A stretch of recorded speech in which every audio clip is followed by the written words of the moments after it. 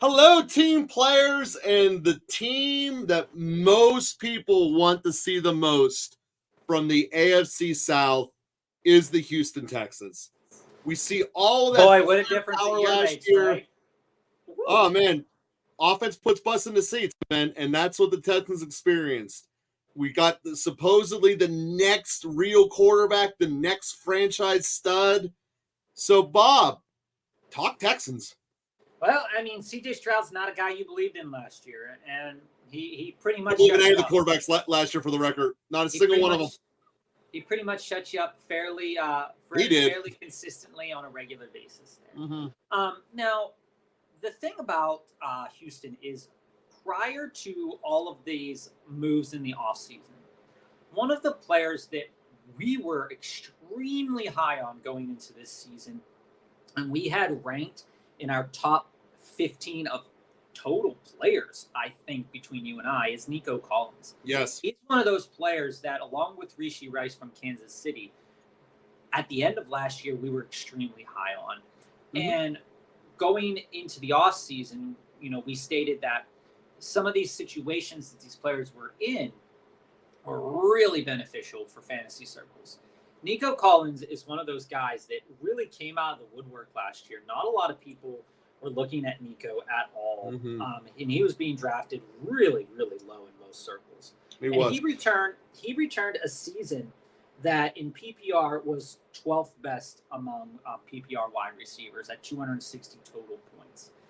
Now, what's happening is that Nico is being drafted at the back half of second round, beginning of third round, and the room is full. There is a lot of stuff happening for Houston there. Not only did they change their running back, not only did they go and draft all of these players, but they also went out and got Stefan Diggs. They also now have a fully healthy, which presumably is going to be helpful, in Tank Dell. They also still have guys like Noah Brown, John Mechie. One of those guys I just mentioned there, Noah Brown, John Mechie, probably going to get dropped in camp at some point. Going to have to. It's going to happen. Now, when it comes to value, we say, okay, Nico Collins, 12th ranked wide receiver last year. It seems pretty fair that taking him in the second or third round makes sense, but it doesn't. The numbers for Houston, although we do think Houston is going to score a ton of points. Yeah, that part doesn't go away. The math backs up that Houston is going to be a very good team this year. And, people are putting their money where their mouth is when it comes to Houston and saying that, they're going to probably win the division. They've got the best chance of all the teams to win the division. Mm-hmm. They've got a decent defense, a great head coach. Everything is looking in Houston's favor. But from a fantasy perspective, I want to throw these at you. Nico Collins, average draft position is 19.8.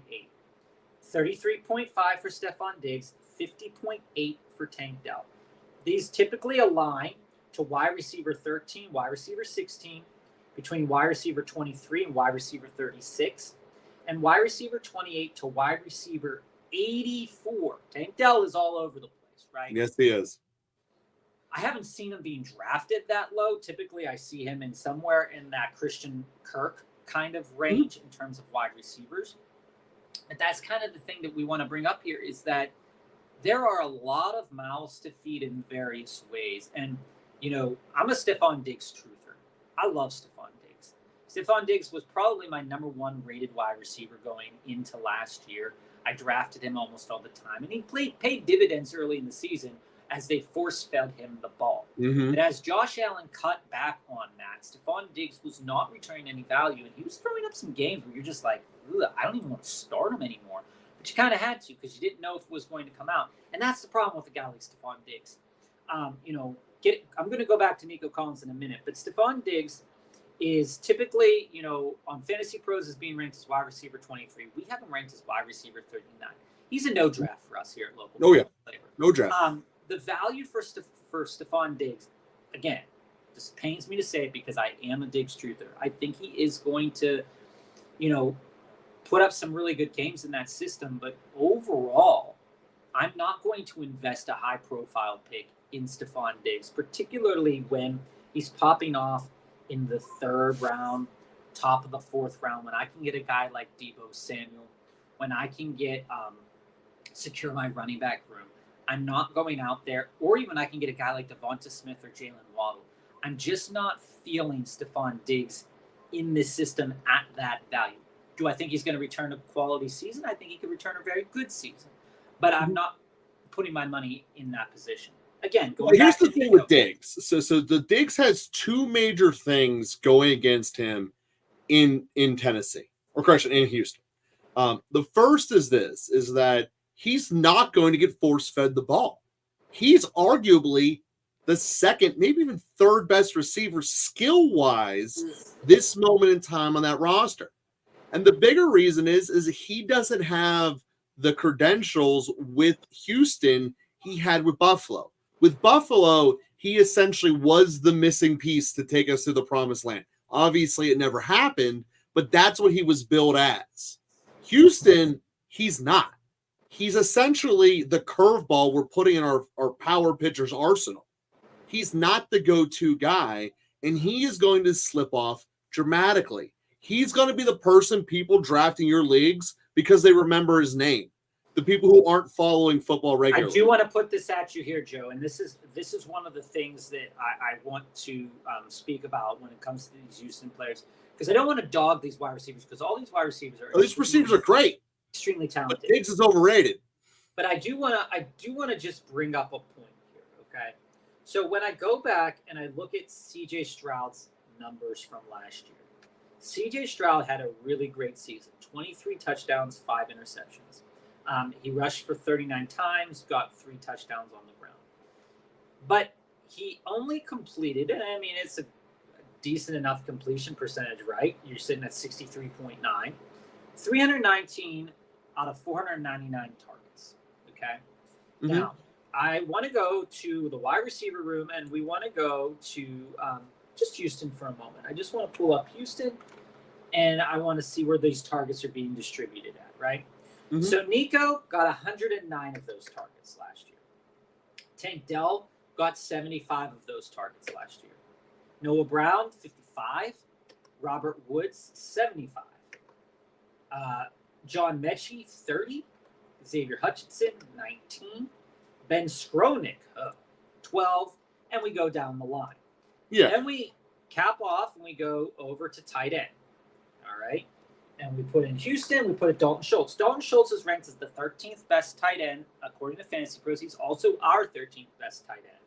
He came in last year, PPR scoring, as the 10th best tight end.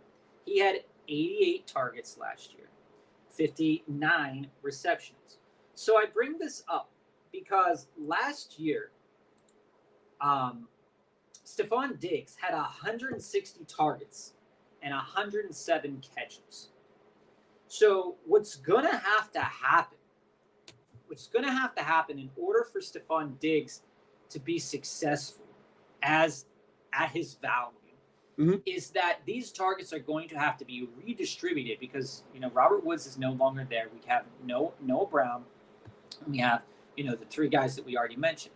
Tank Dell was hurt for part of that season. So the targets are really strange. So you're going to have C.J. Stroud is going to have to support 3 for these numbers to work out. He's going to have to support 3 guys, and he's going to have to give all of them over 100 targets. He has to throw for over 5,000 yards. And those guys are going to have to be extremely efficient in how they've gotten their targets. Because again, Stefan Diggs, 160 targets. He's not going to get that again. Okay?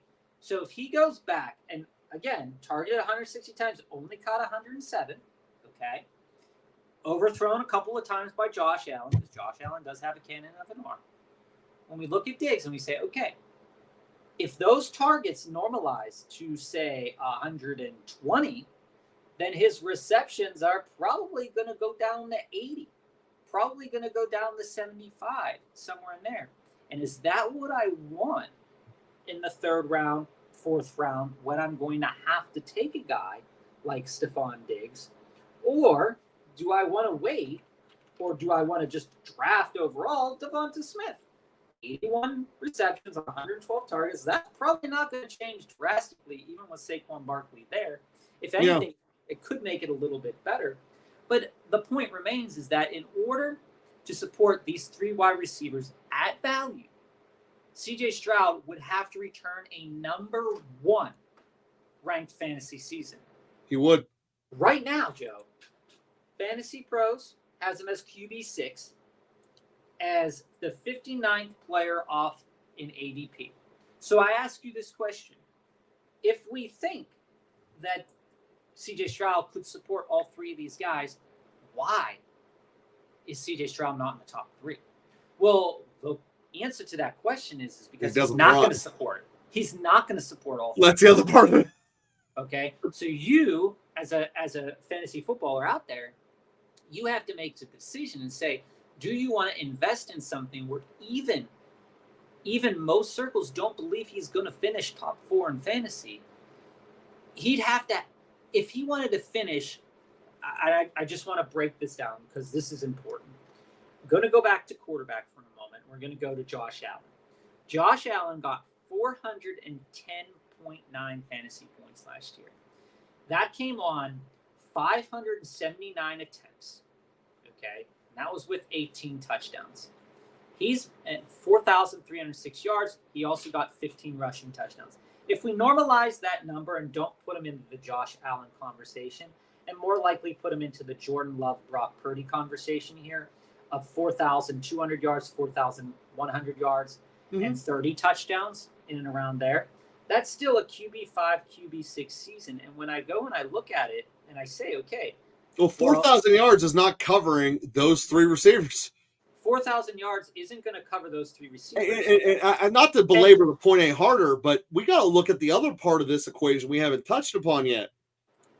They had basically no rushing touchdowns last year. Well, I do want to touch on that too, because I do want to finish this point here with them. My point is the touchdown sharing is going to be less for the receivers as well. So looking at a quarterback like Jordan Love, who put up 32 touchdowns, and looking at his wide receivers, because this is a really good exercise to do. You look at his wide receiver numbers, okay? Jaden Reed, 64 receptions, 994 targets, 793 yards. Okay? 793 yards. Next one, Dobbs, 96 targets, 59 catches, 674 yards. Wicks, 58 receptions, or 58 targets, 39 receptions. Christian Watson, 53 targets, 28 receptions. Bo Melton, 16 receptions. Malik Heath, 15 receptions. Torrey, 8 receptions. Again, the exercise is important because this is the room. Now, granted, Houston wide receivers, I think, are better than the wide receivers. Houston receivers probably one of the best in the league. But there's something that's going to have to happen in order to support that. And like you said, Joe, like you brought up, I just want to pull up. Hold on, I want to pull up Aaron Jones for a moment. Aaron Jones last year for the Packers rushed 142 times. A.J. Dillon rushed 178 times. Now, one of the biggest things about one of the biggest problems with Houston is they didn't put anybody away last year. They couldn't put anybody away last year. So what did they do? They went out and got a running back that could put people away. Now, Joe Mixon, not electric by any means in any conversation. But he is a guy who is used in the red zone, who could go for 4 touchdowns a game and whatnot. Devin Singletary last year had 898 yards, all of those with Houston there, 38 receptions. And I go, and I'm like, okay, well, where did Joe Mixon return? Last year, Joe Mixon was PPR's 6th best running back. 6th best running back on the Bengals with 1,000 yards and 9 touchdowns, right? 257 carries. So we're looking and we're saying, okay, well, where's Joe Mixon at in these rankings? Well, Joe Mixon, Fantasy Pros, running back 15. He's running back 23 because for us and Houston, these targets, this share, these opportunities, we talk about opportunity all the time, is what's the opportunity going to look like on a game-by-game basis? And while I'm comfortable taking a guy like Joe Mixon, say, in best ball, if I don't go out and get a running back early in my draft, I'm really not okay taking Nico or Diggs. Where does this change? I am a little bit more okay on taking Tank Dell. Tank Dell, I think the value there. But see, and Tank Dell is popping off, like I said, as wide receiver 28 in most circles, being drafted 50th overall ADP, and he's our wide receiver. He's still in our top 50 of wide receivers, but he's a guy that could return a higher amount of value. And for those that just watched the Jacksonville video right before this, you're going to notice the key difference here is that essentially the market in terms of the fantasy community is down on Jacksonville. They don't believe they're going to score as much as the betting community is. And it's not that the betting community doesn't think Houston is going to score, just the fantasy community thinks they're going to score much more. And when you look at the actual math that comes around, it's going to be a very rude awakening, especially for those that take Stefan Diggs that realize he might be behind Tank Dell. And the point is, even if he's not, it's close enough that you are going to have a 1 and then a 2A and 2B. This is not a 1A, 1B, number 2 situation. This is Miko's number 1 and then 2A and 2B. And that is where you really look at this and see, well, you look at it, goes, that's a ton of value on Dell, but no one's giving him the love for it. Yeah, so and his target guys, you can get late and you're going to get value at. And like we said last year, his target share was pretty much the same as Dell's, or pretty much the same as Collins. And you looked at it on a week-to-week basis. He returned to 140. He had weeks. All three of them got hurt last year. 114 yards, and then by week 13, he got hurt week 5. Didn't come back into that game. He had a terrible game week 4, and then weeks 14 through 18 he didn't play at all. And then you ask yourself, you say, okay, well, I'm looking at Nico. What happened with Nico last year? Well, Nico had 2 games where he didn't play. He had week 14 where he sucked, week 16 where he sucked, because that was coming out of the injury, right? So week 14 he got injured. Week 15 didn't play. Week 16 coming back from the injury. And didn't perform the way that he needed to perform. Prior to that, he's a guy that was he put up a 191-yard game against Denver, 104-yard game against Jacksonville, 168. So this is why we had Nico in our top 15 at the beginning of the season. But now he's dipped so low because this idea of Stefan Diggs there, now it could pay off. You take Nico in the 2nd round, 3rd round, it could pay off for you. But, at value, it's really, really hard to take Nico when you can go after a guy like Devontae Adams, who doesn't really have. I mean, we love Jacoby Myers, but there's really no competition. There's not a 3. There's certainly not a 4. This is also a reason why while I don't like a guy like Chris Olave, it could be a thing to think about, because you're looking at it and you say, well, where are those targets going to go? If Derek Carr is throwing the ball 30 times a game, where are his targets going to go? And I don't really have to worry about this big target share. It's one of the reasons why, when we look at what makes a wide receiver 1 in fantasy circles, CeeDee Lamb, no competition. Tyreek Hill, some competition. Amon-Ra St. Brown, no competition. A.J. Brown, some competition, but we've seen it for a couple years now, and we're comfortable dealing with it. Puka Nacua, similar to Tyreek, similar to A.J. Brown. Mike Evans, similar there.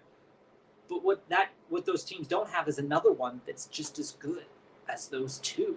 And so, if we're fading those Green Bay wide receivers like most people are fading them down into those lower rounds, I think you should probably follow suit with these Houston players and not be, not dress yourself up in that. And for that reason, unless it's good value, I'm not probably drafting any Houston players this year unless it's good value. That's exactly, and that concludes the fantasy portion pretty well. And to dive into the how many wins do we think the Houston Texans are going to get? We're at 10. We think this is a 10-win team. 33% likelihood of winning their division, which is a massive amount of spread. And, at the end of the day, it's a team that we're projecting to be the 4th seed, sure, but it's a team that we can